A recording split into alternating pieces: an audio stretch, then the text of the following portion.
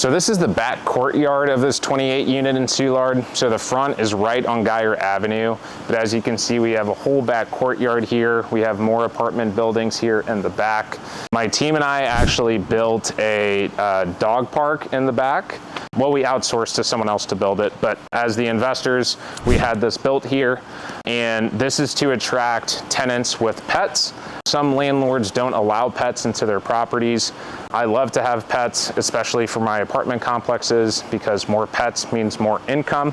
We charge $45 per pet per unit. So if you go into one of these units and you have 2 dogs, that's going to be $90 in additional income for our properties, which thus increases the NOI and thus increases the value. The other thing to really note in your head is that there's a large population of people who are looking for properties that have pets. I don't have the statistics, but I would assume it's something like 20 to 25% of all tenants have either a cat or a dog.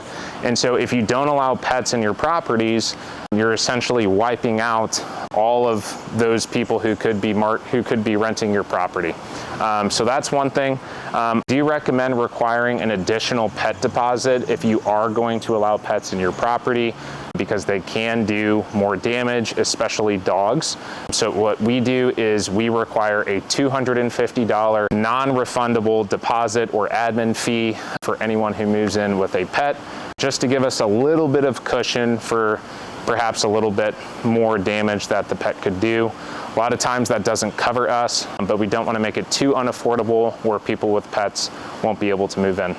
So we are one of the only properties in Soulard that has a dog park. In fact, there used to be a dog bar here that either isn't as popular or has gone out of business.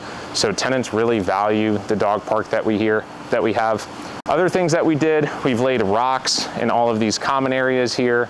We have replaced a lot of the condensing units, the AC units. And so obviously that is a good look for the property. The older ones looked really old, and it's good for the tenants. They don't have to worry about not having AC. All of the decks we have painted black for the rails and spindles and brown, a dark brown for the stairs. So that gives the property a really good look.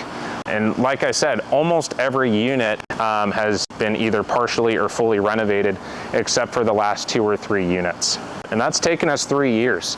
So if you're out there and you've invested in single family or small multi, duplex or quadplex, your average turnaround for a unit is probably anywhere from 6 to 12 months. If it's a really straightforward rental, it could be a lot less than 6 months.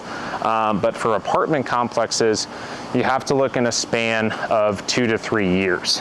And the reason for that is because when you have 28 units, you can't just fix all 28 units at once. If you have tenants in some of the units, you have to wait for their leases to expire, then they move out, then you turn over the unit, and then you rent it again.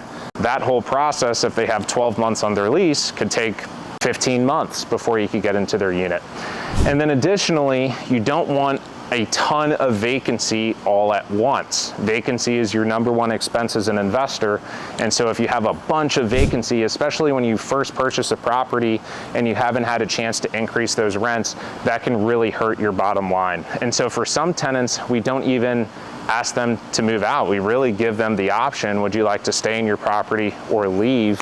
And that's why here we are almost 3 years later, and we still have some of the day one existing tenants that have yet to move out, so we have yet to be able to move into their property and fix it up.